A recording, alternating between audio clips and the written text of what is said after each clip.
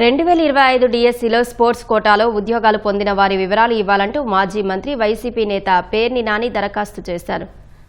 సచివాలయంలో విద్యా స్పోర్ట్స్ శాఖ ఆధ్వర్యంలో ఆర్టీఐ ద్వారా వివరాలు ఇవ్వాలని కోరారు. ప్రభుత్వం అన్ని క్రమంగా జరిగాయని అనుకుంటే తాను అడిగిన సమాచారం అంతా వెంటనే ఇవ్వాలని పేర్ని డిమాండ్ చేశారు. స్పోర్ట్స్ కోటాలో ఉద్యోగాలు పొందిన వాటిలో అక్రమాలు జరిగాయని పలువురు అభ్యర్థులు ఆందోళన చెందుతున్నారని ఆరోపించారు.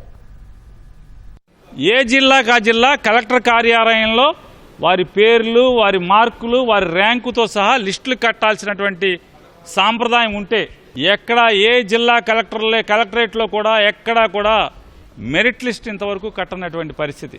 ఆన్లైన్లో పెట్టాం చూసుకోండి అన్న తేప ప్రతిసారి ఆ లిస్టు మారిపోతూ ఉంటుంది. ఇప్పటికి 3 రకాల లిస్టులు పెట్టారని చెప్పని డిఎస్సి రాసిన అభ్యర్థులు చెప్తున్నారు.